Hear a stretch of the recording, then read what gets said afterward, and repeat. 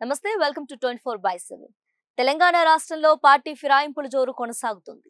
ఇప్పటికే ప్రతిపక్ష party BRS నుంచి అధికార కాంగ్రెస్ పార్టీలోకి పలువురు ఎమ్మెల్యేలు ఎమ్మెల్సీలు చేరిన విషయం తెలిసిందే. తమ పార్టీలో కూడా భారీ సంఖ్యలో ఎమ్మెల్యేలు వచ్చేందుకు సిద్ధంగా ఉన్నారంటూ బీజేపీ నేతలు చెబుతున్నారు. తాజాగా కేంద్ర మంత్రి బండి సంజయ్ కూడా ఈ వ్యాఖ్యలను చేయటం గమనార్హం. ఆదివారం బండి సంజయ్ మీడియాతో మాట్లాడుతూ తెలంగాణలో 26 మంది ఎమ్మెల్యేలు తమకు టచ్ లో ఉన్నారని బీజేపీ జాతీయ ప్రధాన కార్యదర్శి బండి సంజయ్ సంచలన వ్యాఖ్యలు చేశారు. అయితే వారంతా బీజేపీలోకి రావాలంటే ఖచ్చితంగా రాజీనామా చేయాల్సి ఉంటుందన్నారు. అందుకే వాళ్ళు తమ పార్టీలోకి రావడానికి తర్జనా భర్జన పడుతున్నారని చెప్పారు. బీఆర్ఎస్ పార్టీలో కీలకంగా ఉన్నవారిని కాంగ్రెస్ లో చేర్చుకుంటున్నారని అన్నారు.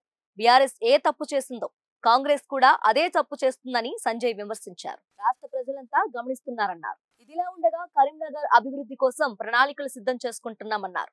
రహదారులపై ఈ రోజు ఆర్ఎండ్బి అధికారులతో సమీక్ష చేస్తున్నట్లు తెలిపారు. ప్రసాదం, రామాయణ్ సర్క్యూట్ స్కీమ్స్ ద్వారా వేములవాడ, కొండగట్టు, ఇల్లంతుకుంట ఆలయాలను అభివృద్ధి చేసేందుకు ప్రణాళికలు రూపొందిస్తున్నామని బండి సంజయ్ వెల్లడించారు. రాబోయే రోజుల్లో కరీంనగర్ హసన్పత్ రైల్వే లైన్ ప్రణాళికను రూపొందించబోతున్నామని కేంద్ర మంత్రి బండి సంజయ్ తెలిపారు. దీంతో కరీంనగర్ వాణిజ్యపరంగా అభివృద్ధి చెందే అవకాశాలున్నాయంటున్నారు.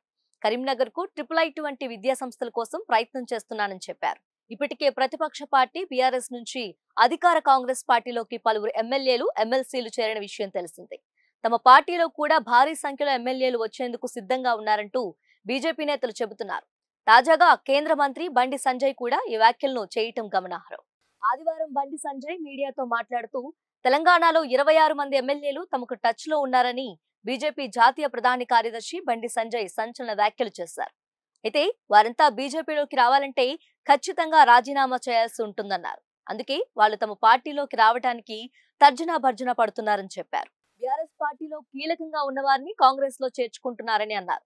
బీఆర్ఎస్ ఏ తప్పు చేసిందో కాంగ్రెస్ కూడా అదే తప్పు చేస్తుందని సంజయ్ విమర్శించారు. రాష్ట్ర ప్రజలంతా గమనిస్తున్నారన్నారు. ఇదిలా ఉండగా కరీంనగర్ అభివృద్ధి కోసం ప్రణాళికలు సిద్ధం చేసుకుంటున్నామన్నారు. రహదారులపై ఈ రోజు ఆర్ఎండ్బి అధికారులతో సమీక్ష చేస్తున్నట్లు తెలిపారు. ప్రసాదం, రామాయణ్ సర్క్యూట్ స్కీమ్స్ ద్వారా వేములవాడ, కొండగట్టు, ఇల్లంతుకుంట ఆలయాలను అభివృద్ధి చేసేందుకు ప్రణాళికలు రూపొందిస్తున్నామని బండి సంజయ్ వెల్లడించారు. రాబోయే రోజుల్లో కరీంనగర్ హసన్పత్ రైల్వే లైన్ ప్రణాళికను రూపొందించబోతున్నామని కేంద్ర మంత్రి బండి సంజయ్ తెలిపారు. దీంతో కరీంనగర్ వాణిజ్యపరంగా అభివృద్ధి చెందే అవకాశాలున్నాయంటున్నారు.